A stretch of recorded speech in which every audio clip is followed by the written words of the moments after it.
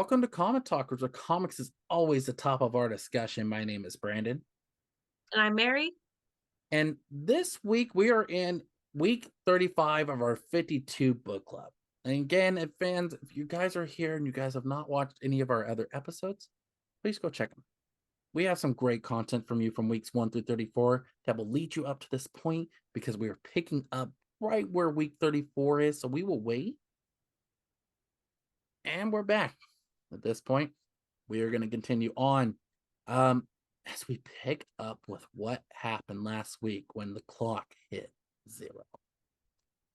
Lex Luthor hits a button, and as we know now, because Steel has found out the secret that Lex can control when a person has their powers or not by a click of a button, starts to make all his Everyman project subjects, not all of them, but most of them, fall out of the sky.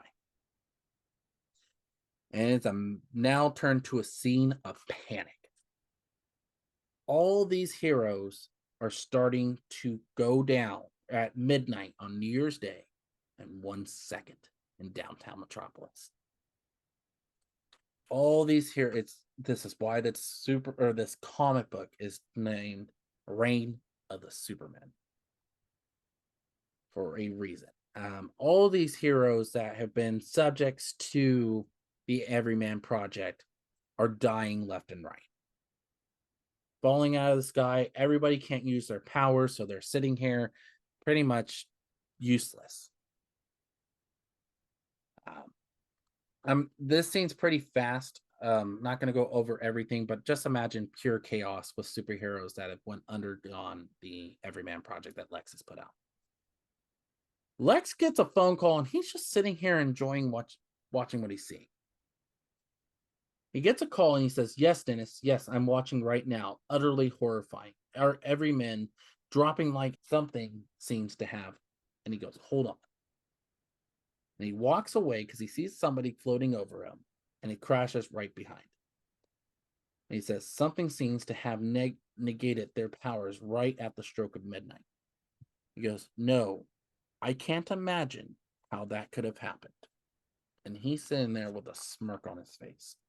If only Metropolis had a Superman who could stop this chaos. Oh well. I hate Lex Luthor. I hate Lex. I agree. Now, Supernova comes onto the scene. And he finds Luthor. And he goes, "Luthor." And he goes, "I know. I'm shocked, appalled. Gosh, if only a Metropolis had..." Yeah, I can't stand him. And he goes, "Oh, well." And Supernova gives him the most evilest stare I've ever seen from this man. And he goes and starts to try to save all these people before it's too late. And all citizens and heroes are trying to get away from all this. And we find out that the gas main and below Fifth has erupted, but no one can stop the push of the crowd. And Supernova comes in to save all these people, uses his power to disperse them in a different area. Away. Keeping in mind that Fifth Avenue is where the Infinity Inc. kids were allowed to run wild with their cars. Yes. Until 11 o'clock. Yes. Now, what was it? At this point in time, Supernova is able to save the people before it starts to erupt. And of course, news reporters and everything are wondering what has happened, what's going on. And one of them runs up to Supernova and says, "Amy Soon, Channel 5, is that your idea of saving the city, vaporizing 10,000 innocent bystanders?" He goes, "Don't be absurd. Right now, those are the safest people in town, or rather, out of town." And we see them appear next to a sign with "Welcome to Metropolis, home of Superman, the Man of Steel." Now, we see Infinity Inc. go in to start saving people. Starlight's out there, Nucleon. We see everybody coming out to try to help the situation. And Everyman pretty much goes, "At least we still have our powers." And Natasha states, for what little good it's doing, for however long we have left. Nuklon saves a whole bunch of people or kids and stuff. He holds up buildings and stuff to try to help them.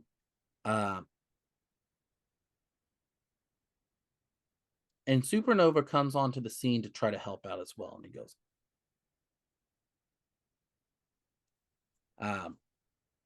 but Natasha, we finally get to see that her Uncle John has been right all The along. whole time.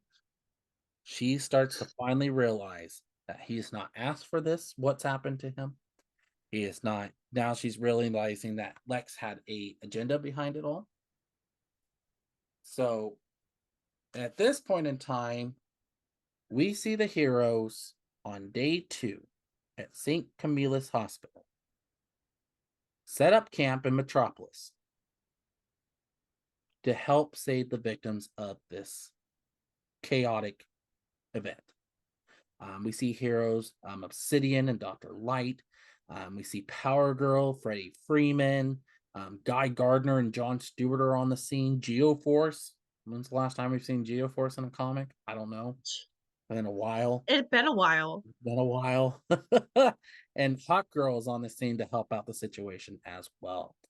We see heroes like Plastic Man, Beast Boy, Metamorpho, which we haven't seen since week 13, come in to help save others that's been in a collapsed building. Plastic Man, we find out he has a son. I've totally spaced about it, but that just tells you how much of a fan I'm I'm not. just wondering who had one with him. You um, get all of my unfiltered opinions here, folks. his name is Offspring.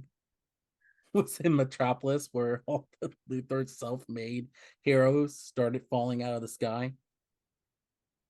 And we find out that he stretched himself so thin he nearly snapped. I don't like it because they make his son look older than he is. They make his son look older than he is, and his name is Offspring. Yeah. And they have his father call him that. That's terrible. Like, at least before we saw him being called Ernie. But it's not like he's even talking to his son there. It's like he's talking to someone else when he's calling for Ernie. Like, it's bad. Yeah. We also see Beast Boy trying to aid people, and he feels there are dozens dead, Raven, more dying by the minute. And Raven goes, not any longer, Garfield. And here comes John Irons, or John Henry Irons. And he goes, it's what we feared, Gar. What Luthor did to me, he did to them. He granted them powers, and he took them away again. And Garfield goes, why? And he says, we're going to find out. Get the Titans together. And we see Obsidian. One of these heroes is pretty much bursting into flames. We see Fire back there trying to help, and we see Obsidian. And Obsidian starts to put him in his like in a force field kind of thing to help contain it. But then that's when we turn to Infinity Inc. as they're being tested to see if their powers are still with them. So I'll turn the mic over to Mary. Luthor is basically trying to play this off like he has no idea what happened. To determine what went wrong that caused so many participants to spontaneously reject their enhancements.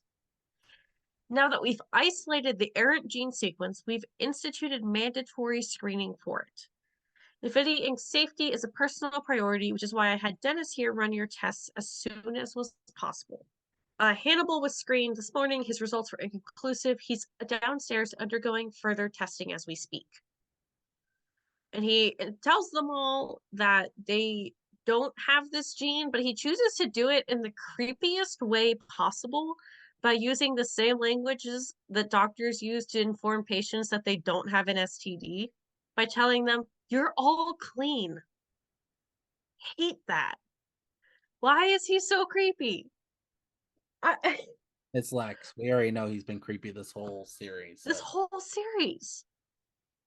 Like, I have to give, like, you know what? Lex has not really ever been like that. And No, and that, like, if this that, was Deathstroke, like, yeah, that's Deathstroke. But like Lex Luthor has never been like this he, before. he's been And then like, all of a sudden they're like, this is a man that grooms teenagers. And it's like, where did this come from?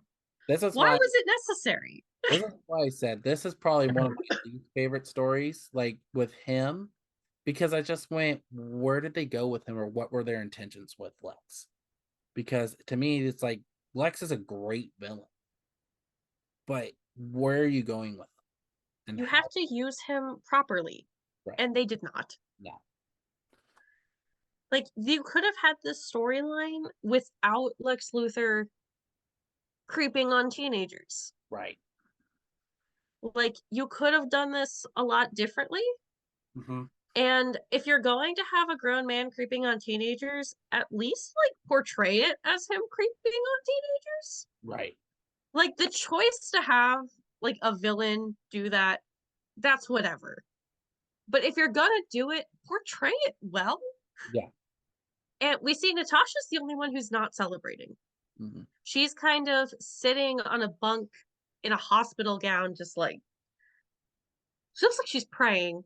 Meanwhile, Sierra is like flinging herself at Lex, going, I could lick you.